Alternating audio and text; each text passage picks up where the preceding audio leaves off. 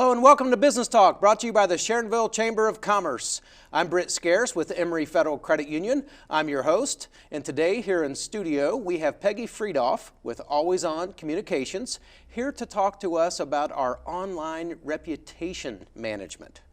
Peggy? Thank you for having me. Welcome. I'm excited to be here. This is great.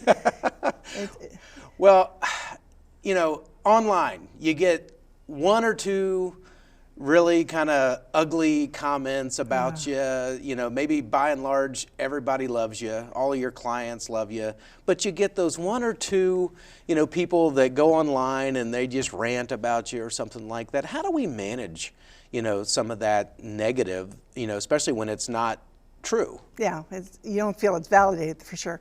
Well, that's an excellent question. I get that all the time. But I think to take a step back, one of the things that I want to encourage the audience to do is to just make it easier for people to do online, to actually encourage people to do those kind of reviews.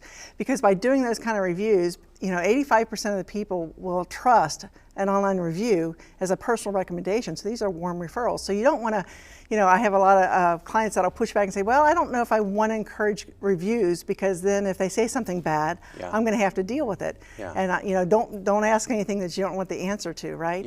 But my recommendation is to encourage it, make it super easy, because the people you're happy, your clients, your fans are going to if you make it easy for them to do this, they're going to jump online and they're going to give you reviews, and they're going to be positive reviews. That's what you want. But you know, you need to embrace the negative reviews as well, because it gives you an opportunity to, first of all, be human. All right. If you see a company that has all raving reviews, what's your first instinct? That it's fake. Yeah, they've had their friends and family go out there and they're put all manipulated. that up. Because not everybody's perfect.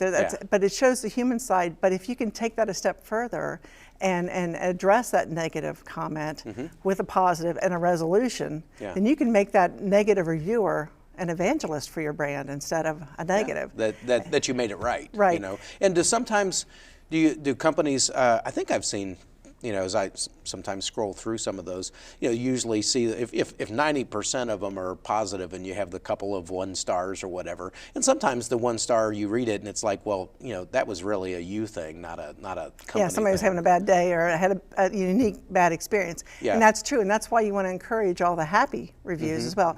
So back to making it easy, if you can actually put, you know, a link in your email signature block that says, you know, leave a review, you know, that'll go right to Google. They click on it and poof, all they have to do is give you the stars, make a comment, and it's there and it's online right away. So if you make it easy, then the people who have happy things and good things to say about you, your praises, you make it easy for them, you're going to get more of those kind of reactions.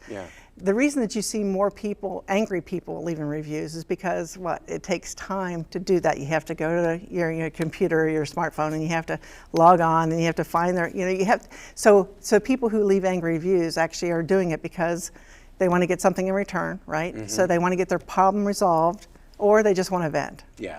So if you make it easy for the happier reviewers, that's good too. But for the negative people, if you embrace that and make that an opportunity to turn it around, that's good. Now you're not going to turn everybody around because somebody's out for you. So I have four don'ts and 1 do for the negative. Are you ready for this? Sure. All right. So the first one is, I get this all the time, I'll just ignore it.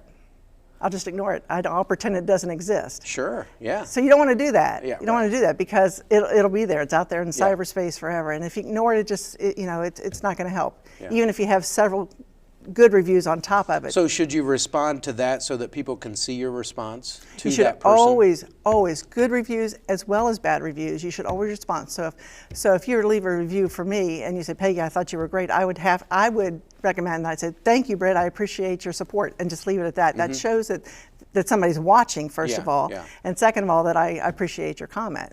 Hopefully to encourage future comments.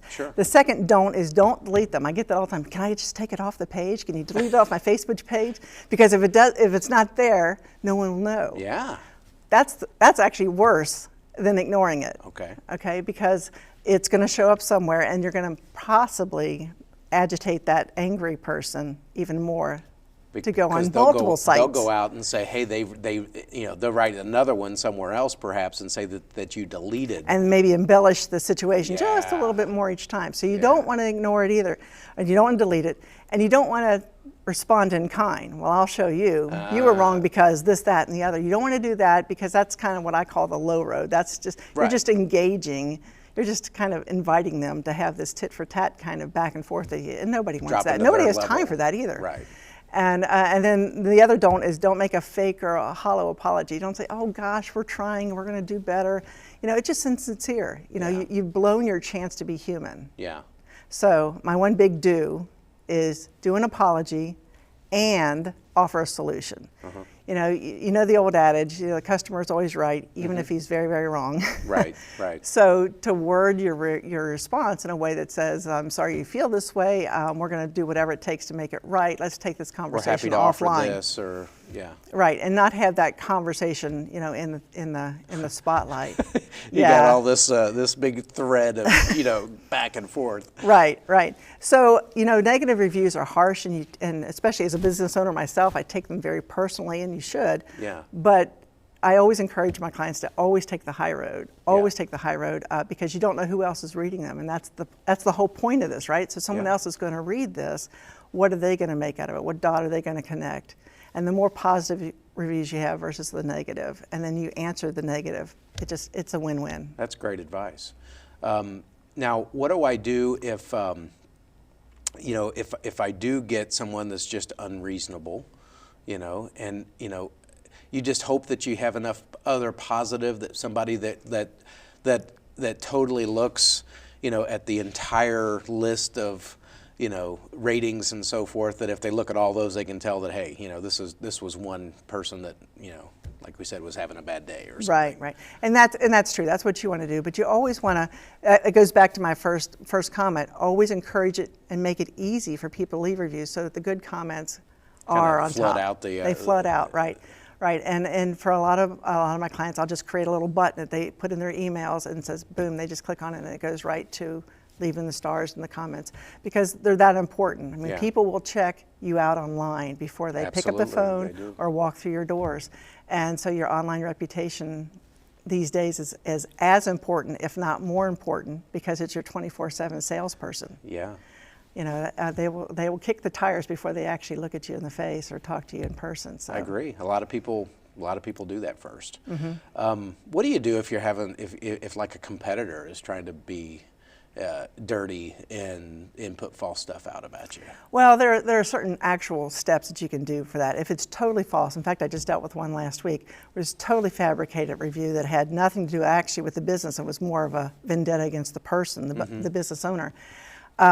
You can take steps with Google. You can report it. You can actually have them take it down. And if you respond in a vanilla, taking the high road way, and you show, in this case, I'm talking about Google, that you're actually trying to make amends, you're trying to solve the problem or whatever, they will actually intercept and actually take it down or reword it or whatever. Good. But that's true with the Better Business Bureau. You can leave a review there, and you can have that go off to moderation, where they talk about both sides of the coin. Yeah. But if someone is just being plain old mean and nasty, or a competitor's trying to just undercut you, which happens more often than not, unfortunately. It's crazy that people would do that. I mean, if you're, just compete. Right. Just go and do a good job. Exactly. It happens all the time. You need to stay on top of it. And I guess that's really the key from today is you got to be monitoring it. You got to pay attention to your online reputation. And when something like that starts to happen, you need to kind of nip it in the bud. So get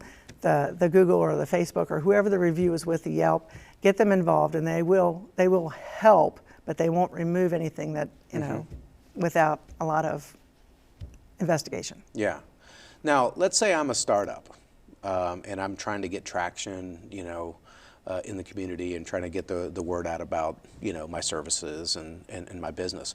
What could I do for my online reputation starting out? Because, I might not have, 500 clients yet, that can say nice things about me. How do I kind of get that started? I think I got one tip out of already of what you said, was just making it easy, putting it out there so you asking for reviews often, right, and making it easy. But are there any specific ways that you could share that might help? So if you're a new business, I think I've talked about this before, is Google My Business. Google My Business is your way of actually putting out there your story and positive reviews. So if you go in and you do a search on someone and you see that in the right column, their company, and it'll say, write a review or ask a question, that actually goes to a thing called Google My Business, which is something that you as the business owner would control. So that's where you would put in your pictures of your products or your services. You would put in your own testimonies. You would talk about the things that you're doing, and you would actually post very much like you would on any other social media platform like Facebook and Instagram and Twitter. You would actually populate that with that information. Provide videos, things like that that actually educate and give people a peek behind your product, your service, and just start building that kind of street cred through that.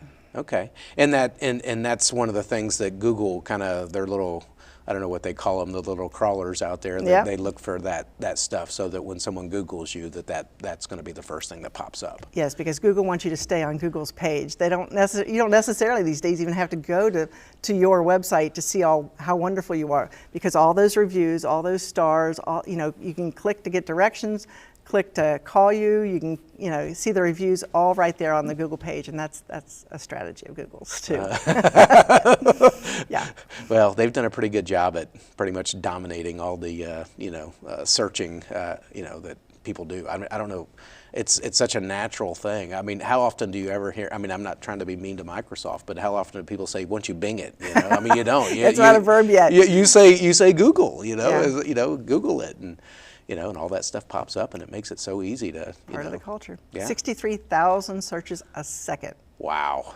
Yeah, they call it in the moment. I mean, you could be in a conversation and someone doesn't know the answer to the question. What time's the restaurant open? Oh, well, let's just find it out. Google it. Yeah. I do that. Yeah. and then when you see that restaurant, you go, what do you do next? You look at the reviews. Oh, they say this is good here. Yeah, that's great. So your online reputation is crazy important. Yeah. Any other parting thoughts? Well, there are some services that, back to your question before, there are some services and there's some software tools that you can use to help you boost your online reputation. Okay. They're not cheap. They can be anywhere from $99 a month to name your price, and they would monitor and they give you the tools, and they would actually search for unfavorable or favorable remarks about you, and then you can actually, manage that through these tools, which is kind of neat. And it gives you a reputation. You can actually do your reputation score. You can go out and see how many positive reviews you have versus negative reviews, and give you an algorithm of how you're doing, so that you can tweak things and hopefully. And there are companies that do that, and that's way above my pay grade. But they're very, very interesting how they figure out those algorithms and help you out. Yeah, well, that's fantastic. This is great information, Peggy. Great. Really appreciate you coming in. No problem. Our guest has been Peggy Friedhoff with AlwaysOn Communications, talking to us about our online reputation and how to manage that. You've been watching Business Talk. We'll see you right here next time.